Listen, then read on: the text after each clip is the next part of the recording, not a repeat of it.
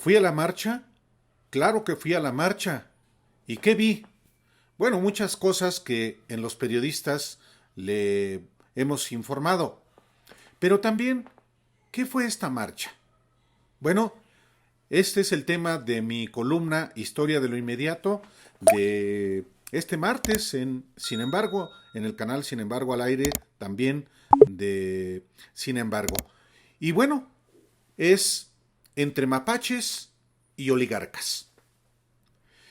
Muchos mexicanos no saben, y menos los jóvenes, porque ni siquiera había nacido, que el núcleo de los organizadores y promotores de la marcha del domingo 13 son viejos políticos y oligarcas, muchos vinculados a la delincuencia electoral y de cuello blanco, que están juntos desde hace casi 3 décadas, como los que, en el gobierno de Carlos Salinas, crearon el grupo San Ángel. El fallecido escritor Carlos Fuentes fue el animador de este grupo en junio de 1994, y varios personajes se reunieron en el domicilio de Jorge G. Castañeda, en el barrio de San Ángel, al sur de la Ciudad de México. ¿Quiénes, por ejemplo? Bueno, Elba Ester Gordillo, la cacique magisterial impuesta por Carlos Salinas. Vicente Fox, sí, quien había sido derrotado como gobernador en Guanajuato. Y Santiago Krill, que era entonces consejero ciudadano del extinto Instituto Federal Electoral. A ese grupo, en el que también participaron Tatiana Cloutier y Lorenzo Meyer, le preocupaba la elección de agosto de 1994 entre los partidos que postulaban a Ernesto Zedillo, Diego Fernández de Ceballos y Cuauhtémoc Cárdenas. Temían un choque de trenes, expresión del expriista Demetrio Sodi de la Tijera, miembro de ese grupo y actual animador de los membretes como el Frente Cívico Nacional y Futuro 21, sí, que convocaron a la marcha.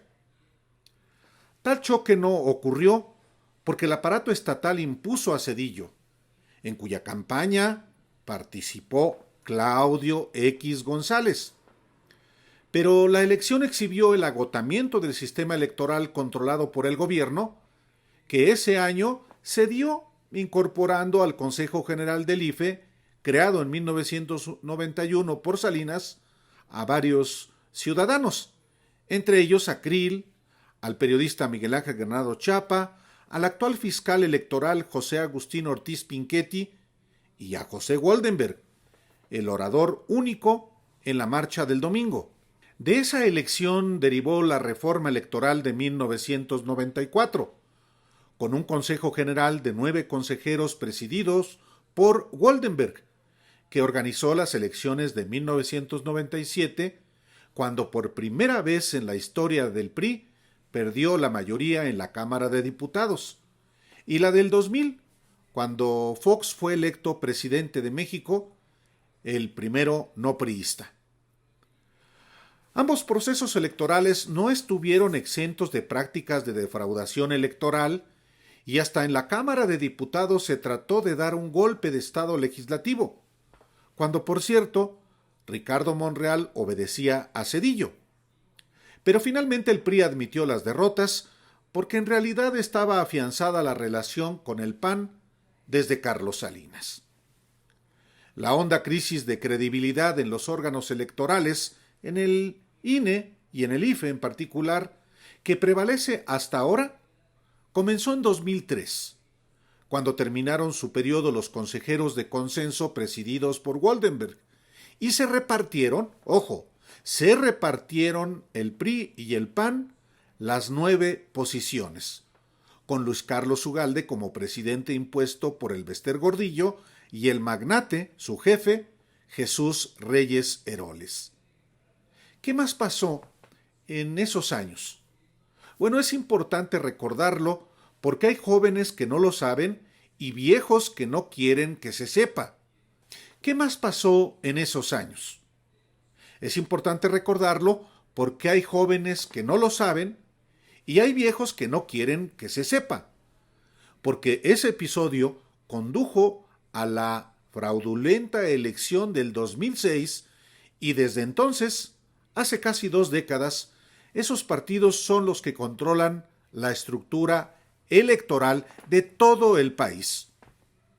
Un año antes, en 2002, el Bester Gordillo y Roberto Madrazo, muy cercanos a Fox, aplastaron a Beatriz Paredes en una elección interna del PRI que por tantas trampas se calificó de delincuencia organizada y que permitió a la primera ser coordinadora de los diputados y al segundo construir su candidatura presidencial. En octubre de 2003, Gordillo y Madrazo, en acuerdo con Fox y Krill como secretario de Gobernación, que bien conocía el fraude de Tabasco en 1994 contra Andrés Manuel López Obrador, así como Felipe Calderón como secretario de Energía y el diputado Germán Martínez Cázares como su operador, se repartieron los 9 consejeros encabezados por Ugalde. ¿Quiénes eran esos consejeros?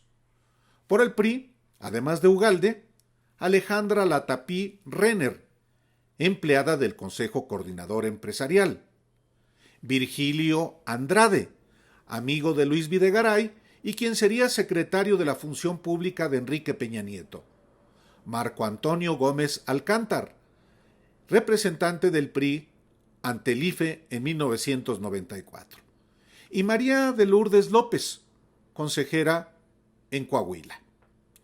¿Quién por el PAN?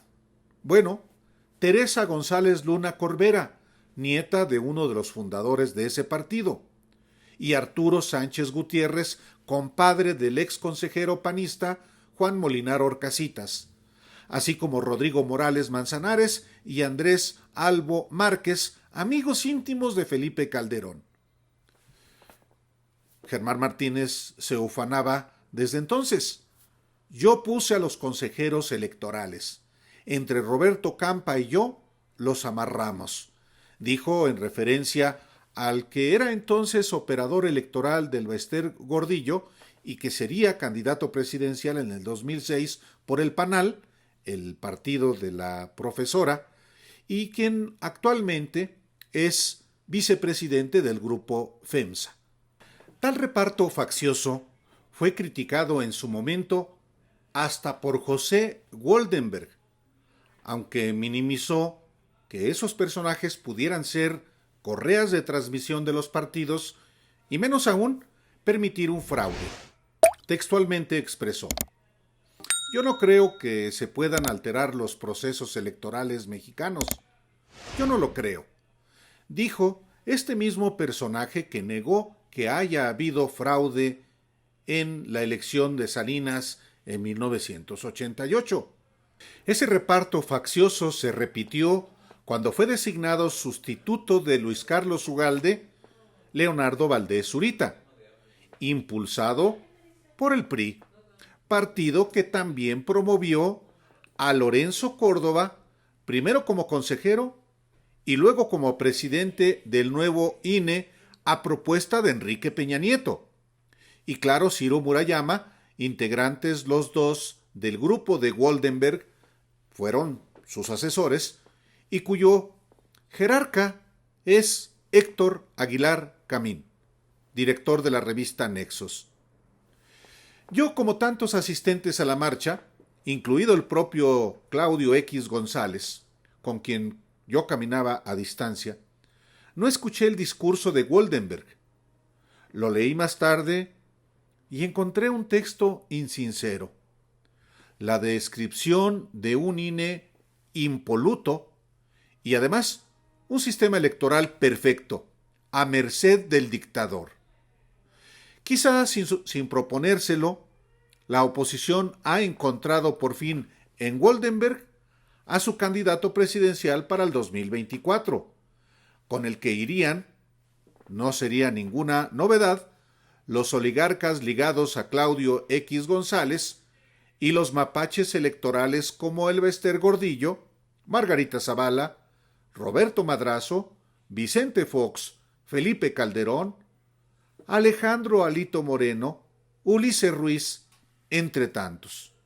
No sería ninguna novedad este reencuentro. Lo han estado muchas veces en el pasado y por supuesto lo van a volver a estar como lo vimos en la marcha del domingo 13. Muchas gracias y no olvide darnos like.